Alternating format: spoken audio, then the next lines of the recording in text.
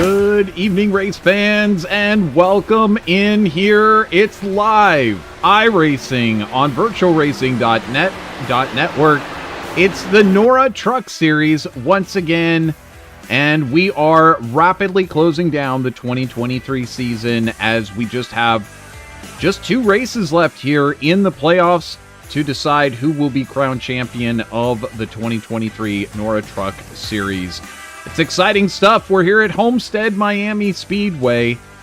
Very interesting track with some high banking, some high speed, and possibly some high tempers. Hello again, everybody. I'm Trevor Greenfield. Thank you so much for joining us. Hopefully you're live with us here on our YouTube channel. As always, I'll be calling all the plays tonight. But next to me here in the booth is a very familiar name. We've gotten a chance to have him here in the booth several times. It's always great to have him back, but of course, he's in the middle of racing. Last night he was out there racing, giving it his all before a little hardware problem. And tomorrow night he'll be out there in the playoffs for the NORA Cup Series. Of course, you know by now I'm talking about Vincent Arthur, who joins us here. And Vincent, great to have you back. What can we expect here tonight? I know you were just out there last night in the Cup cars. What do you think these truck cars are going to be like out there at Homestead? Well, thank you, Trevor. It's always a pleasure to be up here in the booth. One of the things I think is going to be a really key issue for these guys to deal with tonight is how loose the trucks are going to be.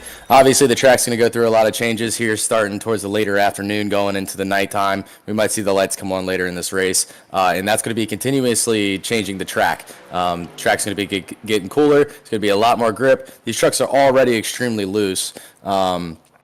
And just like the Cup car, and then as we get into the later track temp and as that lowers down, it's just going to that problem's just going to get worse, and these trucks are just going to get looser. So we'll really be able to see who can keep that rear onto them and who has the long run pace. Yeah, we did see a lot of problems with cars spinning out last night, coming across the seam from the high side or going up from the low side up across that seam, and it really starting to spin the cars out. Tonight it'll be a little bit different with these trucks. They just handle a bit different, but not too hot of temperatures, only 89 degrees on the track, 12 mile per hour in the air for a breeze, so not too bad there. As we take a look at some of the qualifying that is going on here in the background, it's Cody Reeder, who so far has topped the charts, but there you can see a very familiar name to those of you who watch here in the NORA Truck Series. It's Josh Conover. He's not always known as the fastest guy here in the Truck Series, but tonight he's able to put the time at the top of the charts. And of course, he is in red, which means that he's part of those drivers that are still in the playoffs, still fighting for a chance to get in. There's Mr. EKR Designs, Everett Couts, so far able to put in a time that's good enough for sixth fastest. Vincent, what's it going to be like tonight for track position? Is this a track where you want to qualify on the pole, or is it like some of these other tracks like Talladega, etc., where it doesn't matter as much? Yeah, so obviously it's always a benefit to be starting up front, but Homestead is one of those tracks. It's multi-groove. There's a lot of passing that's able to be on, as we were watching the 14 get all the way sideways. Practically looks like a dirt car out there.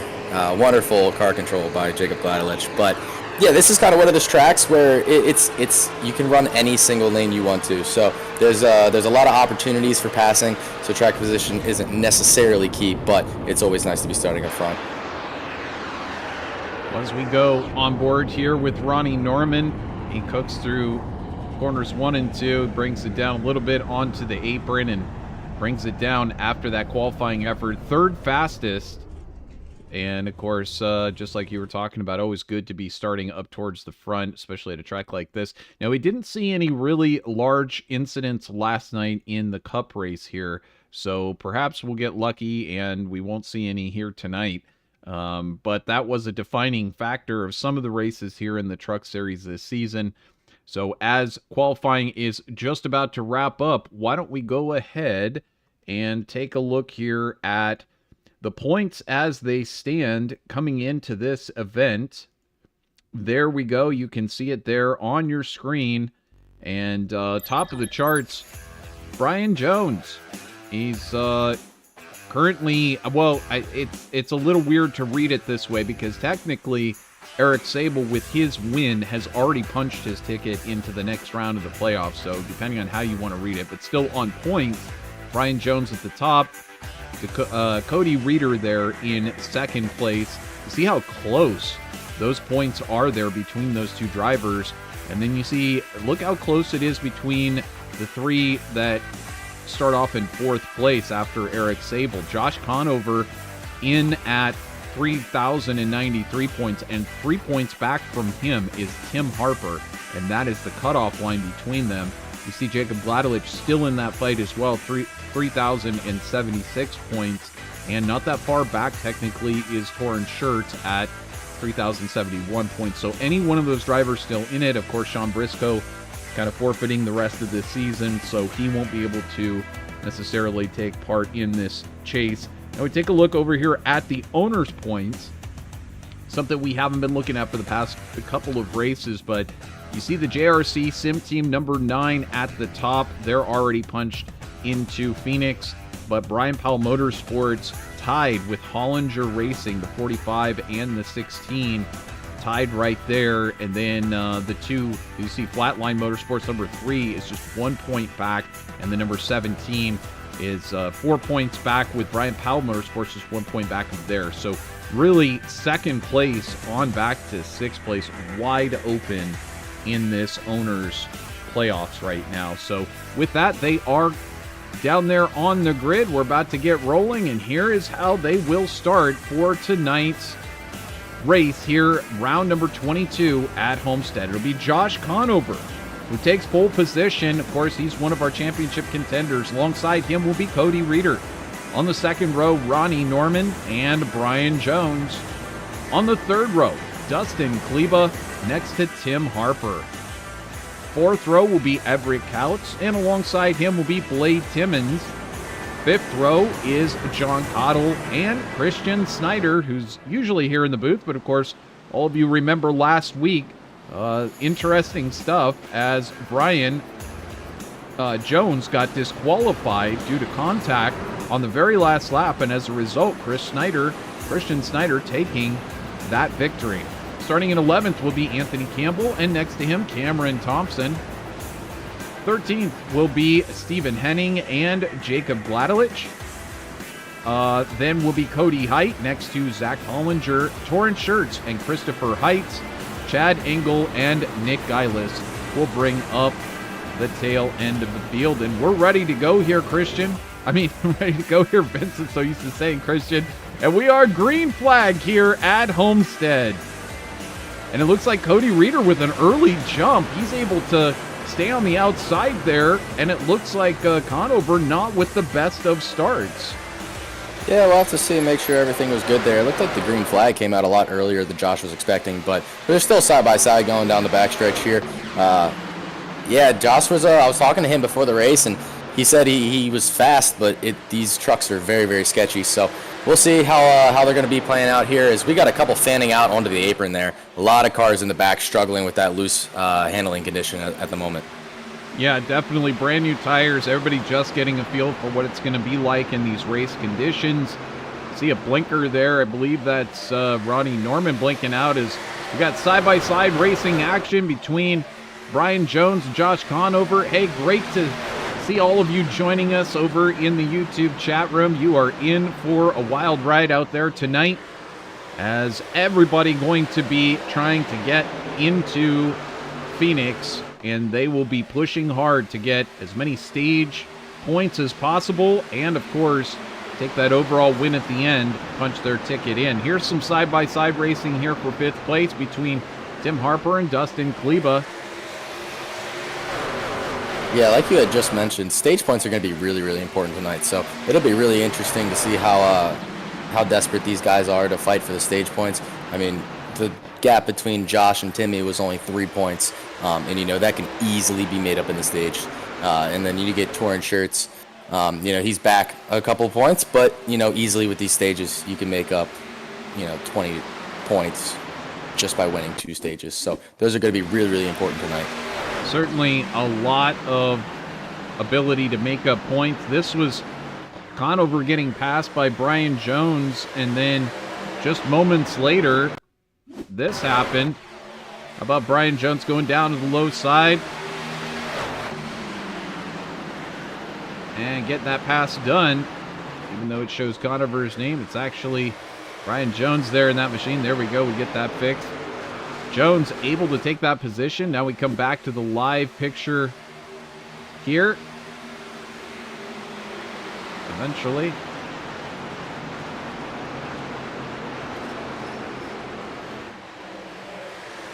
It looks like everybody's singled out for the most part. You get a couple people up top ripping the wall towards the back, but I think a lot of these drivers are just going to settle in, feel what their trucks are doing, take away these these laps in this first stage before they really start trying to get up there and run the wall and try to get that lap time.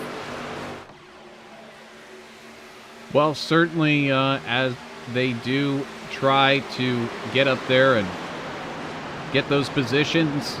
See Cody Reeder now running back there in second place as Conover in third, and everybody else is trying to find their groove, trying to get it lined up, manage the tires early on, figure out where that tire management is going to be like for the rest of the race. There you can see it's tightened up a little bit. First through third, a bit tighter at the moment. It'll be really interesting to see what happens, because talking to Josh before the race, he said lap 12, every run, lap 12, he was just getting so loose that he couldn't hang on to it. So we're on lap 7 right now. You give it about 5 more laps. As he's looking to the inside here, it looks like he's going to take second place away from Cody Reeder, and does. But we'll see if he's able to hold on to it past that lap 12 mark. But these tires are going to be falling off very, very shortly. Yeah, so here we are on lap number 8. I know once we got up somewhere around 10 to 15 laps last night, that was when we started to see fall off. We'll be able to judge it a little bit better as we go through the next several laps. But Conover hanging on. The top 3 drivers, some of your playoff contenders, Brian Jones, Josh Conover, Cody Reeder, all 3 drivers would love to punch their ticket here tonight, take that victory. As Brian Jones slides up the track a little bit, I thought Josh might have a look down the front straight. Not doing so. Hey, great to see Blake Timmons checking in. Josh sandbags in practice real bad. Well, it's true. He managed to take the pole position. And there he is running in second place. Oh, he gets a little bit loose there. Oh, I could just see that developing from this amazing camera angle we have. You could see the skew in the car, or the truck. Yeah, this is around the time where you start really dealing with that loose condition. But as this run continues, I'll be really intrigued to see how that 8-car, Christian Snyder, how he develops, because he's been ripping the top on both ends. And his lap time's actually been really comparable to Brian Jones. So we'll see if he's able to keep that pace up and if anybody else takes advantage of it. Because it looks like Ronnie Norman's going to the top side here. He's going to get on the outside of Cody Reeder. And this will be really interesting to see the run that he gets down the backstretch. We jump on board with Ronnie. He does take that high side run off the corner. Of course, Ronnie not racing for drivers' points out there. He's racing in the Owners' Championship. But he is giving it his all here tonight. He does say over in our YouTube chat, trying not to lose it in front of the field again like last night on lap 1, turn 1. That was very uncharacteristic of Ronnie Norman. If there's one thing you know about Ronnie, he doesn't make mistakes like that, especially on lap 1, turn 1, but just goes to show you it can happen to anybody at any time. And this is still really close up here. This is there's really maybe 1 car length between each one of these trucks up here in the front. So everybody hanging together here through the first 12 laps so far.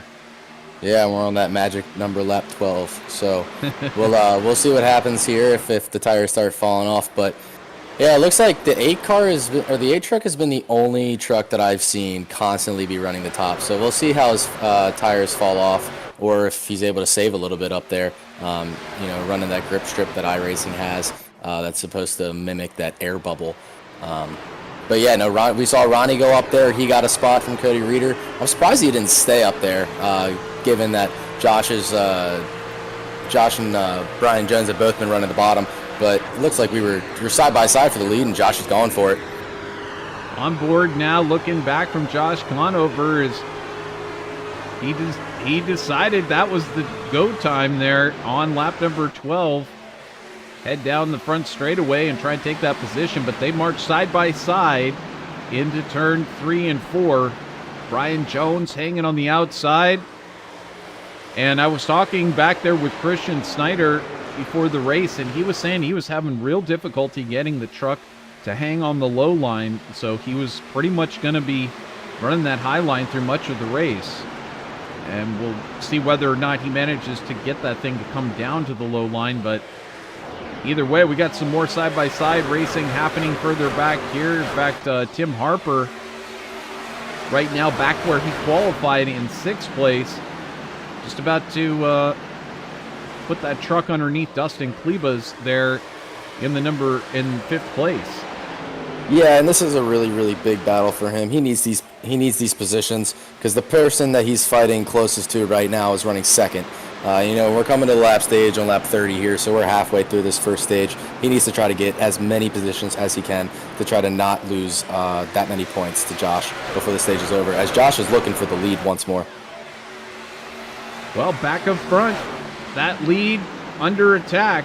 Here comes Josh Conover on that low line once again, but that high line seems to be the one that holds the maximum pace over the lap. And there you see Josh Conover not able to take that position down the backstretch. And it's so hard to pass here just on the inside whenever that driver to your outside runs, that half a lane up and just gives you enough room. It's a little easier to throw sliders on people when they're running all the way against the walls. Josh slings it around the outside here. I really like this move. He's going to be able to keep it. Hopefully he's able to get the drive off the corner, and he should, if he keeps it tight, should be able to complete the pass for the lead here relatively shortly, because he'll have the momentum up top that Brian Jones was using to defend a lap earlier. Yeah, he kind of caught him off guard. I know that's one of the tricks. Keep trying the inside. It's kind of the Cole Trickle move. Keep trying the inside, then go to the outside. Oh, he was not able to pull it off. Now I just see him skew the truck out. I mean, he's fighting right now. He is a dirt guy, so he knows how to lean on that right rear, but man, he is loose right now. As you can see him get very, very sideways off of the 4. Jump on board with Conover. We'll see whether he chooses the inside or the outside through this corner. He is taking a significantly lower line than Brian Jones up in front. And it's tough because these seams, they really make the trucks turn. It's the same thing with the Cup car. The Cup car is really, really sensitive to it. But when you go across these seams, and it's like you lose all grip. So it's really a balance between driving deep into the corner, because you can really get away with it. But if you drive too deep, you have too much wheel into it, and then you move across those seams, and it just makes it snap. And also, one of the things that makes Homestead very, very unique is the progressive banking. So down here on the bottom, you have a little less banking, which is de-wedging the car, and that's making it looser. So I'm surprised they haven't started looking towards the middle lane. I found that out last night, that when I was really loose, if I went to the middle lane, kind of ran my left sides on that bottom seam, I kept the banking underneath me, and it was able to snug the car up a little bit. But it doesn't seem like that's working too well, as Josh is very, very, very sideways here. I'm surprised Ronnie Norman hasn't got a run on him here, but it looks like Conover is going to lay over and give Ronnie that position. Well, here comes Norman on the high lane, able to take advantage of Josh's loose condition. But again, Josh, it's interesting, as you mentioned, that progressive banking. Of course, Christian Snyder saying that he just wants to run the high lane, but Josh has been pretty much running the low lane. He did try to take Brian Jones on the outside, very similar to what Ronnie Norman's doing right now. But once again, neither one of them able to pull off that high line pass on Brian Jones. So Jones has something figured out there, running in the middle groove, running in the bottom, the top. He seems to have that little bit of an edge. But here comes Ronnie Norman. Looks like he's going to clear for the lead here. It's almost like you got to get a run off of the top side, and then you got to dive it down in the corner, pull a slide job, and slam the door, just like Ronnie did right there. But Brian Jones is going to look back into the inside, and he's going to try to pull that same move that Ronnie just pulled to him. in turn 1 and 2. He's going to try to pull that down in 3 and 4. Looks like both trucks are so loose. It's amazing that they're able to hang on to this. They are getting looser by the lap as Norman still holds on to that outside lane and tries to stay in position to take the lead, but unable to do so far. Will he get the run down the backstretch? And he does. Takes that momentum down the backstretch. Here comes Brian Jones. Going to try the low line again, but has Ronnie Norman figured out that high line groove that we've seen? I think he has. I mean, throughout the week of all like the sim testing that I've done, there is grip up there. And if you're loose and you put your right rear up in that grip strip that iRacing has, it's almost like its air just keeps catching you. You feel like you're getting loose, but you can kind of just throttle down, and you know that the truck's going to stay underneath you. It's a really weird feeling, and it's really hard to get used to. But it looks like Ronnie's putting his truck in the right position, as Brian Jones is also migrated to the top, trying to find that grip. Jones has moved up there, and now it looks like Cody Reeder has passed Josh Conover, is now giving Brian Jones a little bit of a view in his mirrors and says, Brian, I'm going to try to make that pass happen as well. As Brian Jones is in the wall here. Into the wall, absolutely. That is the toughest part about running the wall, is you overstep by an inch, a millimeter even, and you are in the wall, and these things get sucked into them because of the skew. You just get wedged in the wall, and it takes you about 100, 150 feet to finally get out of the wall. But I was about to say, I'm surprised Josh hasn't started looking to the top, or at least the middle groove, to try to tighten up his truck. But that actually was a blessing for Josh. It gave him a little bit of breathing room. Brian is now behind him, and he's further from Timmy than he was before, which is good for the point situation. Well, certainly, as Ronnie Norman now pulls a couple of truck lead over Cody Reeder, and now Conover starts to fall back. You can see that Tim Harper has now entered this picture as well, and is now starting to look at the backside of Brian Jones very carefully. He might decide to have a go of it here before too long. It's going to be interesting to see how much that actually damaged Brian's truck. We actually only have another 2 laps until we get to the stage break, so right now these championship contenders trying to get as many of those points as they can. And now we've got Cody Reeder taking a look on the low line, possibly going to try a move. Nope, can't quite get that run on the low side there out of turn 2. Yeah, I believe the stage is at lap 30, so we have 4 more laps, but it's going to be really, really tough to see these drivers hang on to it. Brian Jones is in the wall again. I really think that hurt his truck a lot more than people would expect. In the Cup car, you can kind of get away with it a little more, but these things are almost made of paper mache in iRacing. So you get in the wall one time, and that can change your truck for the rest of the race. Jones falling backwards, and I think you're that careful through the first part of the race. Everything's going well. You're up in the lead. But sometimes you make a mistake. You go up there, drift into the wall. Now it's not quite handling as good as it was before. It could be easier to continue to make mistakes. And as that car, or that truck in this case, gets looser and looser, you might find yourself drifting up there towards the wall a little bit more. Oh, absolutely. I mean, these trucks, the way their bodies are, it is literally like a sideways wing, just sucking that thing back down to the left. So if you go up there and you pancake the wall, that top aero surface, you just flatten out that wing, gives you less angle of attack, and you don't have the side force that you had before. And that can really, really make the car loose. It'll make you faster in a straight line, but as far as handling goes, which is what you need here. As we have a pass for a lead, what a slide job by Cody Reeder. I really like that move as we come to the white flag in stage 1. Into turn number 1, it will be Ronnie Norman this lap. It's been Cody Reeder and Ronnie Norman swapping positions each straightaway. Now it's Ronnie Norman who holds it, and it looks like Dustin Kleba got quite loose there coming onto the backstretch. Once again, Cody Reeder slides it down to the low line as Ronnie Norman hugs that wall up there towards the top of the track. I think we're going to be side by side coming to the line here. Oh, it looks like Ronnie got a little too close to the wall, and Cody Reeder's going to hang on. Man, what a battle. Cody Reeder hangs on and takes the maximum amount of points with that stage win. What a fantastic job by him. KPR Motorsports. As Josh Conover, Ronnie Norman in second, Josh Conover in third, Tim Harper in fourth place, and Blade Timmons, your top 5 for that stage, with Brian Jones drifting all the way back to 6th place. Other drivers still in this one, back in 13th place, Jacob Gladelich and Torrin Shirts back in 15th, and of course, big shout out from Mark Bremkamp in our YouTube chat room. He's no longer racing in the Truck Series, but he wants to support Torrin Shirts for tonight. But with that, we're going to take a momentary break here on VirtualRacing.Network. We're going to come back with the live driver interview. Stay tuned, and we will see you in just a moment.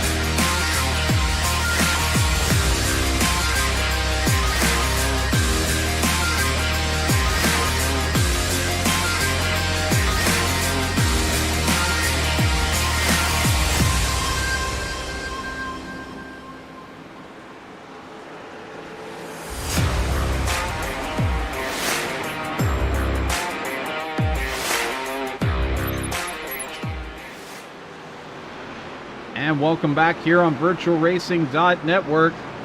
You saw it there in the first stage. It was all Cody Reeder who managed to take the victory, but hanging on for a close finish there.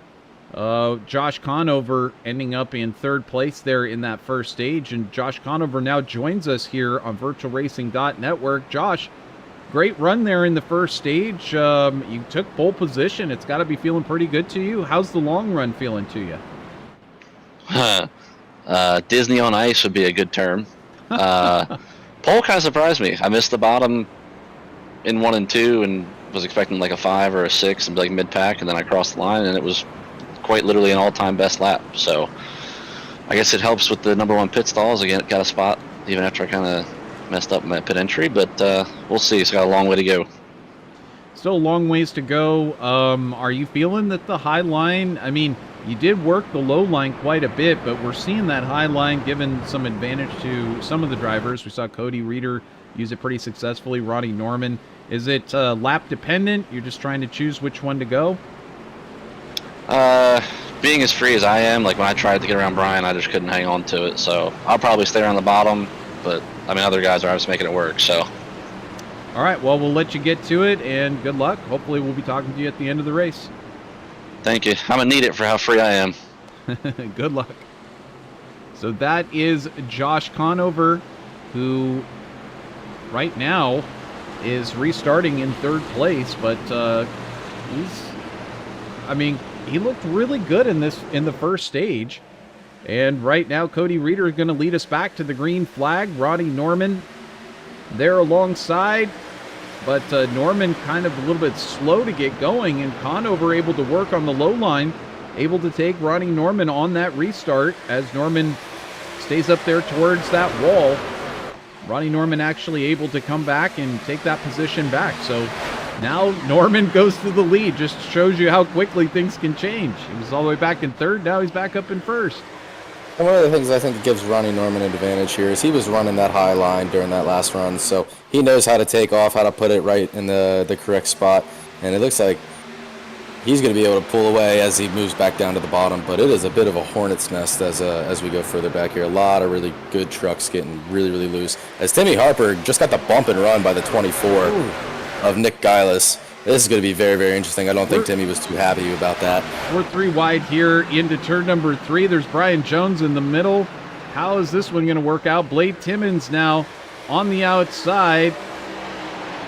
Actually now slides up into second place on the track as Brian Jones, Cody Reeder, Josh Conover fight it out there for third place. So things getting very racy here at the start of stage number 2. Oh, yeah, and that's the thing that Homestead gives that not really any other tracks do. You can see 3x3, you know, for multiple lanes, and it works because all 3 lines are very, very able to be worked, and they don't necessarily kill the tires, and there's advantages and disadvantages to each of them. So you can get that 3-wide racing, you know, and it's actually going to be competitive. Well, it has looked very competitive for some of these drivers to be able to go up there and challenge. But again, long term, you're going to be wanting to manage those tires. Now we see 17 of Josh Conover running that high line. So, like he said, he was getting very loose. And to hear Josh, who runs on dirt in real life, say that it was feeling a little loose for him, I mean, it must be feeling very loose behind that wheel. Oh, yeah, absolutely. I mean, especially with these trucks and just the track and everything. These there's not a lot of rear grip, so whenever I talk to Josh and figure out, you know, that the handling is going to be very, very loose, you know, I know to take it seriously, just because he is a dirt guy. But it looks like he's kind of figured out what to do on the high line here. He's wrapping the wall. To be able to be successful at Homestead, you got to enter on the wall and be within a half a car width of the wall at all times. So as long as you can put your right side tires there, that's really, really where you're going to be most successful. And that's how Josh got that monster run off of turn 2. Just trying to figure it out. There's Blake Timmons, who's holding down second, but Brian Jones now taking that high line that worked so well for Ronnie Norman. Timmons using the high line, gets the run off of the corner. Josh drifts up the track, but so does Blade.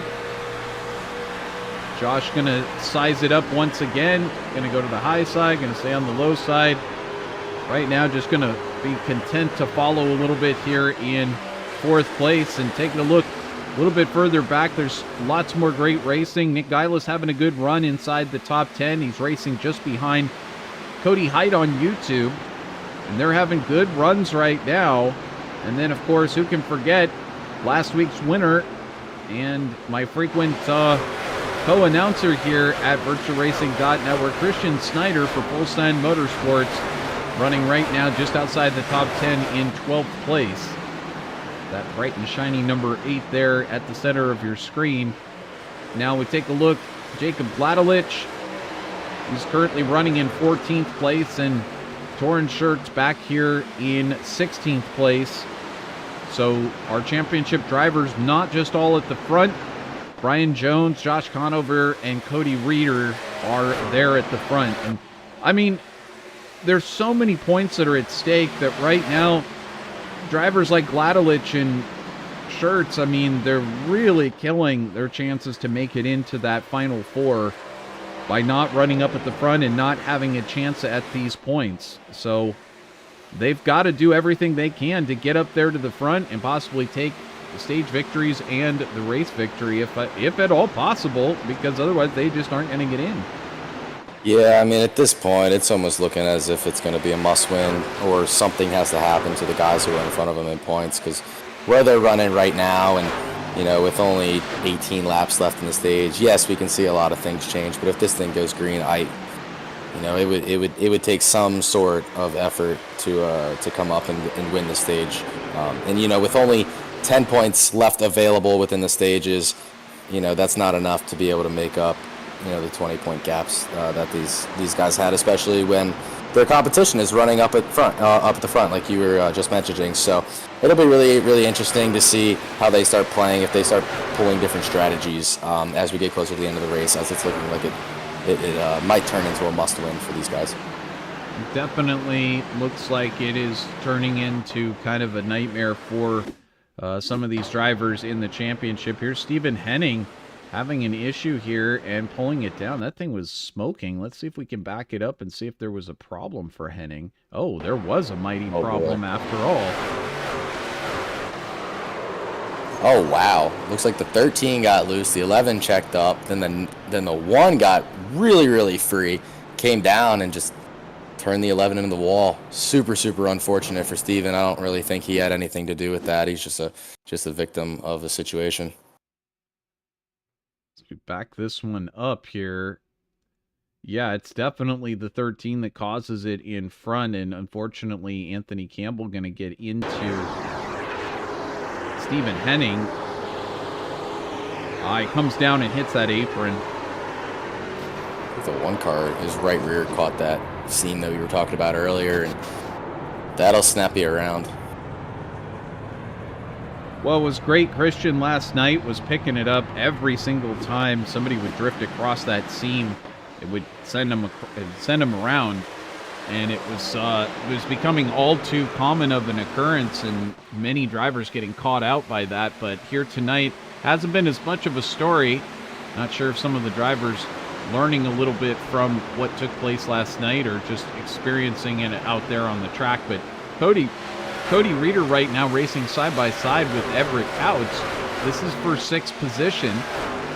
There's Reeder on the inside. He's able to hold that truck down there on the low line in 6th. Couch holding on the outside. There's Cody Hyde on YouTube, approaching both of these drivers right now from behind. Yeah, that'll be really, really interesting. And the seams seem to affect the Cup car just a little bit more. I have a theory that it's got to do something with the sidewall. These trucks still have the 13-inch tires, where the Cup cars have the 18-inch. So there's a little bit more give as you slide across what I'd like to call ice patches on the track. You hit them and there's no grip whatsoever. So it seems to be a little more forgiving, but there is also being a lot of rubber laid down in this bottom groove, like you can see. Oh, and Timmy Harper is into the wall hard. That is huge for the playoffs. Harper drifting backwards, possibly some damage on that machine. Oh, he destroyed the right side. As you can see, the splitter's all messed up, the fender's messed up. That'll be really, really interesting to see if he's able to fix this under the next stage break, but that is a huge playoff implications. Well, we'll go back a little bit here and see if we can track down exactly what happened here. Jump overhead, and this was Harper. Oh, it might have been like we just saw with the 1 car. Man. I believe that was Nick Geilis who got a little loose on the outside, came down, tapped the fender there on Harper and sent him up into the wall. Looks like he hit that seam. Both right sides got on that top seam, and around she went. And these guys were, if they were just listening to the broadcast, they would know. You know what? Some of these drivers do. So, like Ronnie Norman's one of them. I will. There's a couple times he'll key up in Discord, and I'll hear the broadcast in the background. So there's a couple drivers who are watching this and driving at the same time. I'm not one that can multitask quite like they can, but yeah, unfortunately, I don't think Nick was listening to the broadcast this time. I know Jacob Vladelich does. He often waves to us in the chat. I've seen Anthony Campbell wave to us, even though he's in the race as well. Oh, somebody just said pitting in, and it sounded like Tim Harper. I don't know for sure, but I would not be surprised if he hits pit road, and it looks like he did hit pit road there. Yes, indeed. So that is huge for the playoffs. Well, you saw it coming when he got hit and put into the wall, and now he's going to have to pit a little bit out of sequence here. This is going to take him down a couple of laps and really going to... I mean, he can still make it up by getting the wave around, but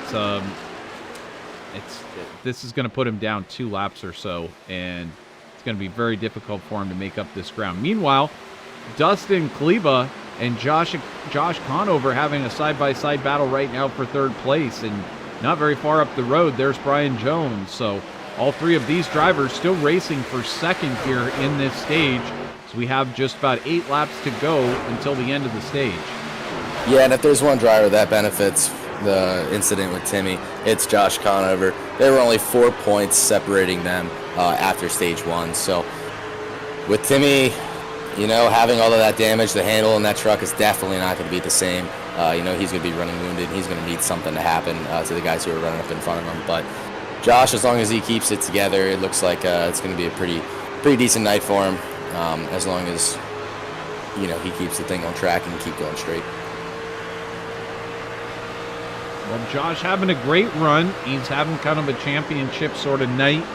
As you said, as long as everything keeps pointing in the right direction. Cody Reeder also having a championship kind of night. He's been right up there in the top 5 through most. You talk about a driver having a championship night, though. It's Ronnie Norman. He is about 2 seconds in front and pulling. He is the fastest car on track and consistently. And he just extends his gap, and he loves seeing this battling behind him. He's just flying off into the distance.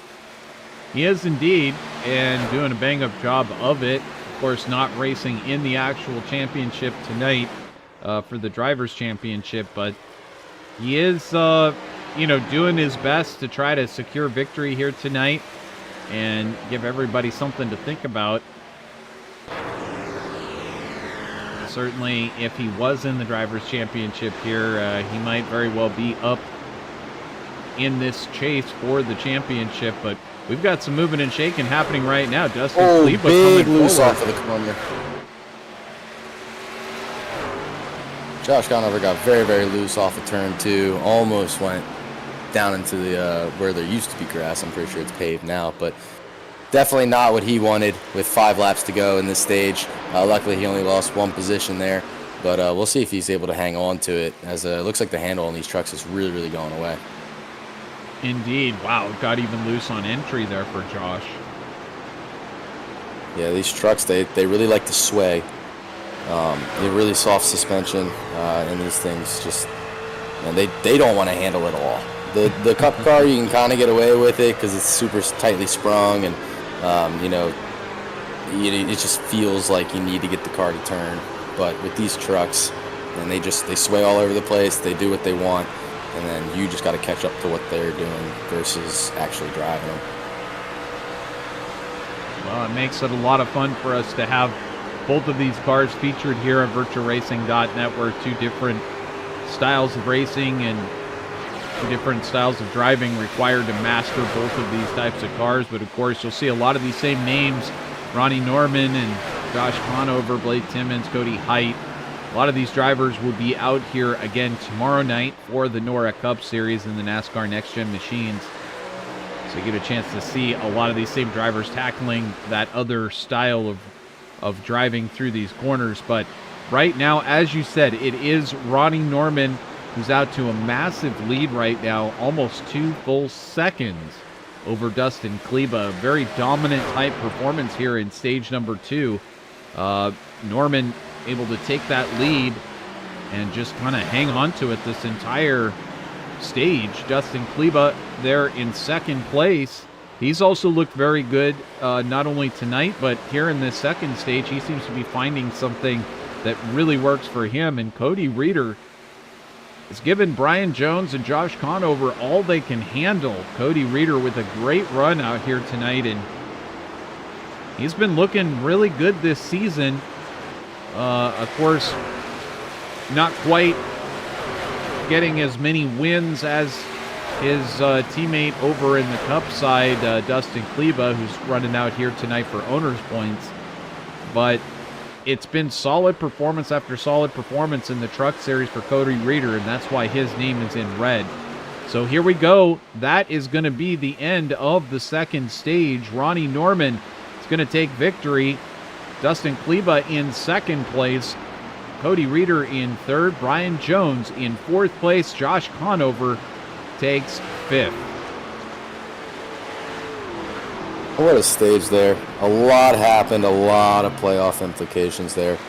It'll be really interesting to see how this final stage goes, especially because these guys are going to need to make a green flag pit stop. So it'll be really interesting to see if they split this in half, and they'll have to do a longer run than they've done all night if we do stay green. So yeah, it absolutely will. And And you also look at Reeder and Jones and Conover, all who were up there for both of these first two stages, taking all of those points. So it really did. I mean, not that Schertz and Gladelich are right there knocking on the door, but Harper was. And what it does is it really forces those three drivers to get up there and possibly, you know, go for the win. That's all they have the chance of, as they've really been aced out of the stage points here tonight. So with that, we're going to take a momentary break. We'll be right back here on VirtualRacing.Network. You'll see all the pit stops on your screen side by side, and we'll get a chance to chat with one of these drivers here in the car. Be right back.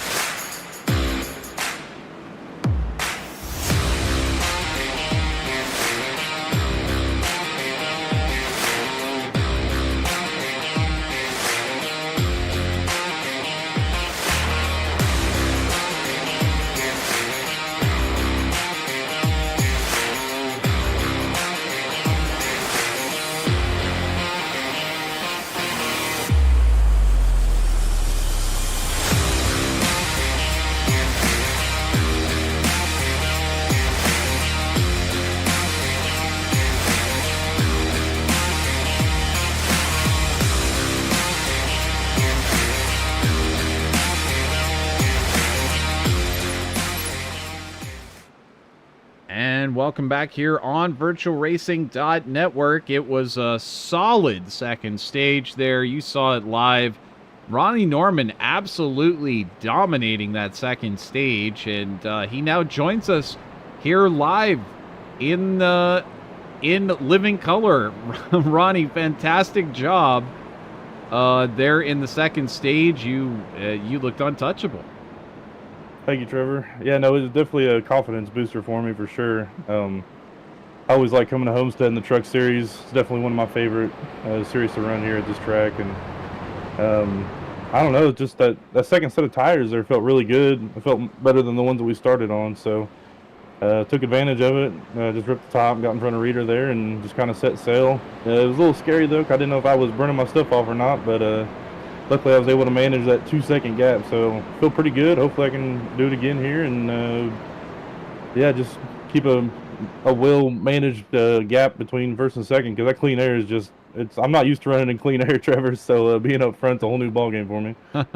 Well, of course, the guy I'm sitting in the booth with, Vincent Arthur, knows a lot about running in clean air, and it is a beautiful thing when you know how to work it, but you know, you've had some really good competition out there tonight. Do you think it's going to be any different here in this long stage? I mean, do you think having to do green flag pit stops is going to be a significant difference for you?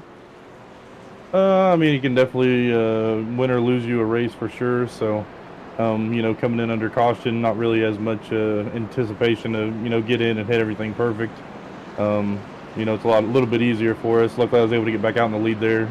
I'll be able to control the restart, but you know, you can definitely miss the pit road entry if you're trying to here. I know, you know, hopefully you don't want to Kyle Larson it like he did over the past weekend. So hopefully everybody keeps it clean, and hopefully we go green to end it, and that'll be pretty interesting to see how it all plays out. And it will, of course, be interesting not only to see how this final stage goes, but to see you out there racing tomorrow night along with Vincent Arthur. Should be a barn burner. I hope you learn a lot, and good luck with the end of the race, and hopefully we'll get a chance to chat with you at the end. I hope so as well. Thank you. So that is Ronnie Norman, who absolutely did a fantastic job in the second stage, but is he going to be able to take this third and final stage and take the win here tonight? It would sure be a big difference from what happened last night, which was Just a lot of heartache for Ronnie Norman, but here we go. He's going to start again. Green flag is back in the air, and Norman able to clear everybody into turn number 1. He's going to stay on that high side. It's worked for him, and if it ain't broke, why fix it? Oh boy, Josh got really, really loose there, and he's going to lose a ton of spots, and so is Christian Snyder. He was right behind Josh, and he's losing a lot of positions. But yeah, no, I was really interested to see what Ronnie was going to do there with the choose, and starting up top, I think he learned a lot from that previous restart. Was able to take really good advantage of it, as it is an absolute barn burner in the back. It is a hornet's nest if I've ever seen one. They are 3 and 4 wide, coming off of turn 4 and going back into turn 1. Well, this is really it for some of these drivers. This is their last chance to get up there and snag a win. Of course, you know, everybody other than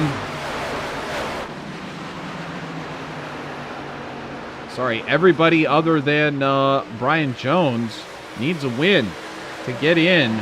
So everybody is going to be fighting to get up there and get forward who is in red and try and get that win. Of course, why not just be a spoiler as well? Let's say you're Ronnie Norman, Blade Timmons, Dustin Kleba, all these drivers racing for owners points, but why not go up there and take that win and be a part of this,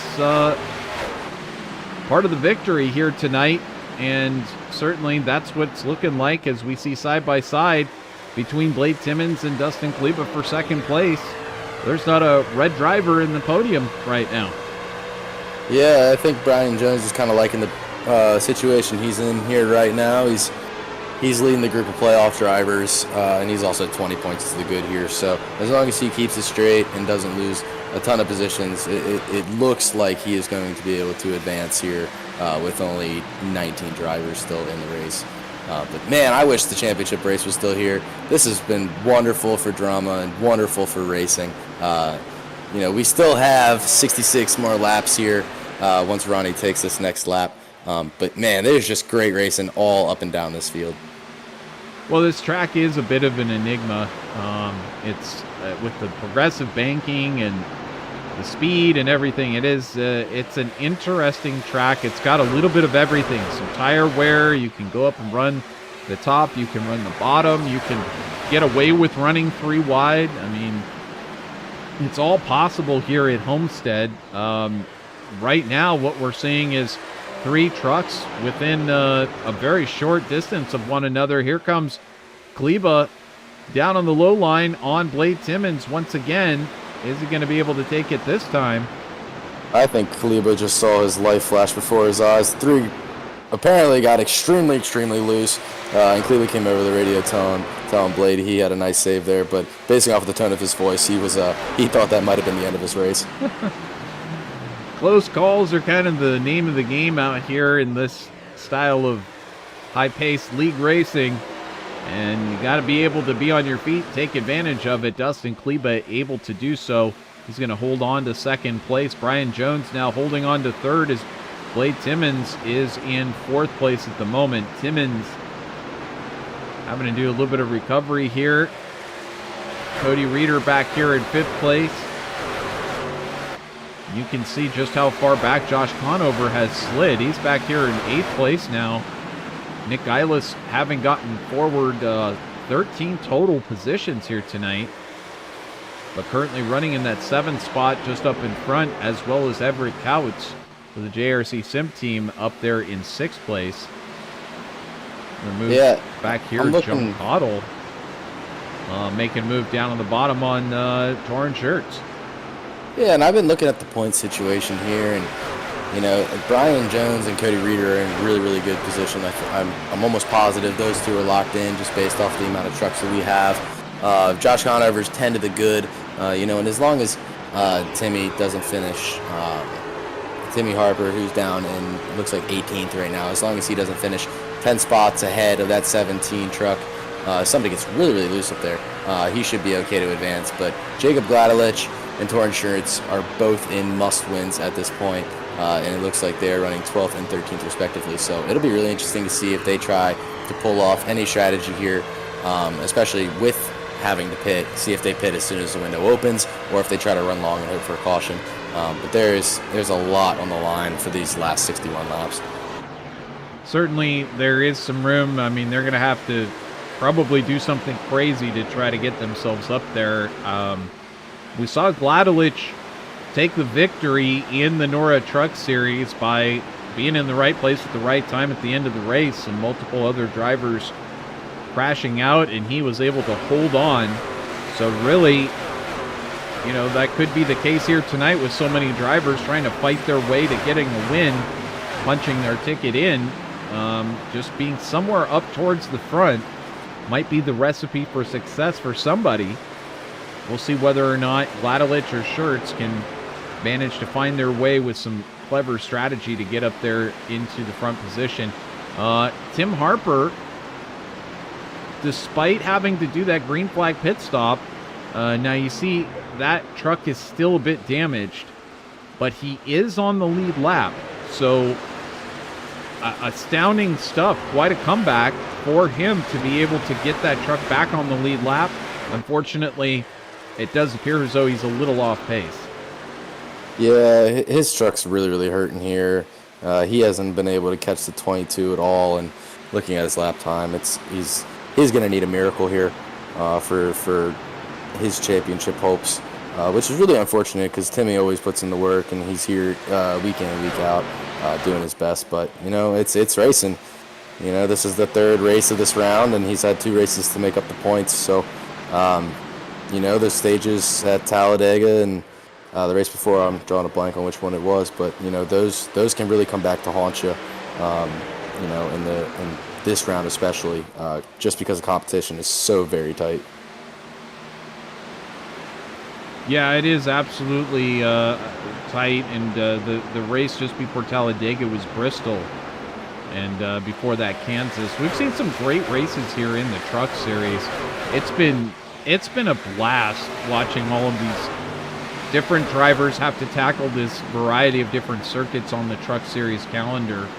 But certainly here at Homestead, everybody kind of facing a very difficult to master track. And I keep trying to set the name, the Lady in Teal, because she's tough to master. It's tough to tame this track. And there's so many different ways to run this track. There's so many different strategies you can employ regarding managing your tires, and do I want to just run the top? Do I want to run the bottom? But ultimately, this is a track that, you know, you can't really master it. It's just you got to take it lap by lap. Now we're watching Dustin Kleba claw in Ronnie Norman. Kleba's managed to take down this gap over the last few laps. So we might see another challenge for the lead here. Besides that, Norman has opened up about a 2-second lead over Brian Jones in 3rd place. Yeah, Dustin Kleba is one of those drivers. He just never seems to go away. He's always got something in his pocket that he can pull out at any moment. So looks like right now he's just tracking in Norman's footsteps, just trying to get as close as he can. But he's a smart driver. He's not going to overstep his boundaries if he doesn't need to. Right now, it's on Ronnie to just stay focused, stay in his zone, and then try to maintain the gap out back. But it does look like Kleba has the pace. I think him and Connor were the only person that last lap that were in the 34.4s. Everybody else was in the 34.5s and 34.6s, including our race leader, Ronnie Norman. Yeah, Ronnie Norman, 34.6. Let's see, this time by 34.6, almost identical, and then Kleba 34.6. So things stabilizing a little bit, actually a little bit slower that time for Dustin Kleba than Ronnie Norman, but you know, they're both doing what they need to hold on to the top 2 spots at the moment. Pretty good racing happening here, and we're going to keep an eye on that battle as it continues to go on. Meanwhile, Brian Jones doing just enough to stay in front of Blade Timmons. And then you've got Cody Reeder, who has emerged in this battle. Reeder, again, the 2nd highest of the championship contending drivers. So you know, Reader, I think he's pretty secure right now, but you never know what could happen with a late caution, etc. You just, I mean, I don't know whether you go and you make a pass and you try and get up there and be in the front. If you're comfortable riding in 5th place, it's there's no perfect answer, as Ronnie Norman has a problem. No, Ronnie. Oh no, I think he might have gotten on the wall though. I don't know what happened, but he lost a lot of positions right there. Well, we'll go back here and take a look. This was the lap where it took place. So there he goes through lap number 1, or through corner number 1. Everything seems fine here. Still doesn't touch the wall on exit. So must happen here in turns 3 and 4. Oh my goodness, what? Oh, he came over the radio and said just like last night. I think he just had a black screen and a disconnect. I thought he said it's not like last night as far as the handling of the car and the truck, but man, that is so unfortunate for Ronnie. Well,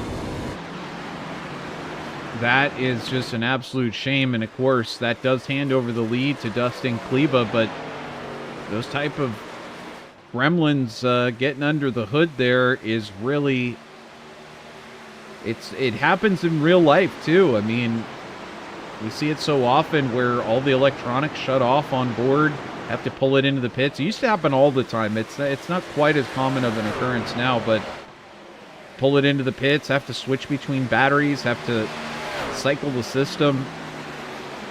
Very common occurrence, and it's one of those things that you can go out there, you can turn 1,000 practice laps, but something to do with when you're under race speed that it just seems to shake out all these things. You go 30 laps in under green, and the next thing you know, you got problems under the hood. But could be an overheat issue, could be driver issues. You know, these things, these computers, extremely complicated with what could be causing issues. But hopefully Ronnie gets that sorted out. In the meantime, he has managed to hang on to in 7th place, so he's not that far back if things can straighten themselves out. Yeah, not at all. But we have entered the pit window to make it to the end. So this is within the window. So if anybody pits now, they're going to be able to make it to the end here. So we'll be I'll be keeping an eye out on Touring Shirts and Jacob Gladelich, seeing if they pull any strategy trying to pit way before everybody else is. I mean, Cody Height's trying to ride the wall, but he is literally riding the wall. You see he's pulling a Ross Chastain right there. Yeah, you can't quite do the wall ride. Got to just barely be right there within an inch of that wall to be able to do it. And I thought that they had fixed, or I mean, it's not really fixed because you can do this in real life, but I thought iRacing had shut that down, that you weren't going to be able to gain an advantage by going up there and being right next to the wall like that. But you can do it in real life. Yeah, it's kind of one of those things on the service where we've been trying to get the wall to work for the longest time. And, you know, this track especially, Atlanta, the old one, that was another track where it was pretty prevalent. And they fixed it for a moment with the Gen 6 car. But, you know, you can get right up there, as Chad Engel is hitting pit road. But you could get right up there, and there should be grip. It's almost like there's a hand kind of pushing you back off of the wall. But when you enter these corners, it's almost like the car, the truck, or whatever you're driving just slides up, and once you touch the wall, you get sucked into it. So there's not as much wall riding as far as like Ross Chastain would consider it as there was, you know, prior. But yeah, it's kind of one of those things where I've always wanted it to be a little better on the service. But there is a grip strip up there. You just have to hit it right, and it's a little inconsistent just depending on the car and the truck. So. If you hit it right, it works, but it's not as prevalent as it is in real life, which is unfortunate. But that's part of the challenge. Got to feel it out. Got to know what works for you. And you know, with iRacing, it's pretty much season by season. You don't know what. Yeah, I mean, you can certainly experiment in practice and everything and try and figure out what they've changed over the season. It could just be a small change within the vehicle itself. It could be to the track. Always got to go out there and put in your practice laps and try and feel it out. But now we got side-by-side racing here between Blade Timmons and Cody Reeder. This is for third. So Reeder tries to take a look on the low line, not able to do so. Yeah, just like you were saying with from season to season. I mean, when I first got on the service, we were running the Gen 6 cars with the low downforce, high horsepower package. And, you know, I was always one of those drivers who went to the top before everybody else, and I was able to make up a lot of time there. But ever since they implemented the V7 tire model, it just hasn't really been the same as far as just the top working, as well as the dynamic track. It has gotten better, but it's not what it used to be, which is unfortunate. But, you know, for every one of these fixes, you know, we still get really great racing like we're seeing here tonight. We're getting some drivers ripping the wall, as you can see in the background. But here we got a really, really good battle for second place as Cody Reeder looks to the inside of Blade Timmons once again, as Blade Timmons is also trying to make a move in the 25. He is really loose off of the corner. What a save. He got real loose coming off, but managed to keep it pointed straight. And we saw some incredible recoveries last night. In fact, Brian Smith last night, unbelievable how many times that guy spun or looked like he was going to go in the wall, didn't go in the wall, and then still managed to recover and take the victory. So we know it's possible here at Homestead, but that was something else there from both Blade and Cody to avoid an incident. It takes two not to tango. And that's exactly what happened right there. Really does. Yeah, and in fact, speaking of those iRacing updates, I remember one weekend, I believe it was right around the time that they were adding that top strip to Homestead, because everybody in NASCAR was talking about it. Right at that exact time, I was having a league race in IndyCar at Richmond, and all of a sudden you could rip the top, and it was just the craziest thing. We found out that you could do it. We went out there in a league race, absolutely dominated. Nobody could figure out why we were running this extremely unconventional line, just going around the top. It just blew everybody away. But our team was able to do that. They fixed it like the very next weekend, so that was no longer possible to do. But that's why you got to go out there and take advantage of whatever you can get your hands on. Doesn't matter what car it is, doesn't matter what track it is. You know, try different things. Try the middle groove, try the top groove, try a diamond. Hey, there goes Christian Snyder. He must have just come in and got his pit stop done. And that's the difference between fresh and worn tires. But as you were saying, yeah, they implement these things, and then there's glitches. But it's the smart drivers and the ones who put in the most work who exploit those little glitches. Just like at North Wilkesboro in the All-Star race, I was running the high line, like ripping the wall in 1 and 2, and I was about 2/10 faster than everybody else when I was doing that. So it takes that experimenting to really figure out where the lap time is. But as Chris makes his way through the leaders here, this is really where you'll see the difference between fresh tires and old tires. But when these drivers pit and they get their fresh tires, then it'll be back the other direction. Absolutely will be. Of course, should we get a yellow flag at an appropriate time, these drivers who are on that undercut strategy, possibly going to be able to do some serious damage. Christian Snyder was a ways back, but you see that Torrin Schertz has now made it up into 7th place, and Jacob Gladelich up into 10th. I think those are two drivers who are going to try to run long here. If they were trying to pull any strategy, they would have pitted by now. So I expect them to see this run out, maybe take 2 tires and just a splash of gas, because it looks like they should be able to make it to around, I want to say 15 laps to go before they wouldn't necessarily need to pit, but they would lose a lot of time staying out there on the really, really old tires. Well, definitely the full send drivers, Snyder and Engel, are going to be 2 to watch here for that benchmark of that very early undercut strategy, as Christian Snyder's managed to get his way up to 12. And for example, his last lap of 34.41 while everyone else is running up in the mid-35s. So able to make up a ton of time out there, and unfortunately, all of that advantage is going to come to an end very soon. Also, you know, it's not like it's a linear fall off for these tires. They don't just keep going and going and going. You're not going to find these drivers driving 38-second laps here in another 10 laps. It does stabilize. But now we've got some of the front runners coming in. Here's Brian Jones, Ronnie Norman. They have decided it is officially time. And I heard somebody having an issue. That is John Cottle getting sideways on pit road. I think him and Timmy Harper might have gotten together. I think Timmy said he just gave him a bump. But both of them keyed up around the same time, and we're chattering, but I couldn't quite make out what they were saying. Well, this is interesting. Let's take a look as John Cottle was coming into the pits. There's Harper behind. I didn't see contact there. Oh, wow. He just manages to avoid those barrels there at the entry. I think what might have happened is he was looking in the mirror, thought Timmy wasn't going to be able to slow down or was going to run into the back of him, and just sped up a little bit to avoid hitting him. But, yeah. He didn't hit the wall, though, so the fortunate there.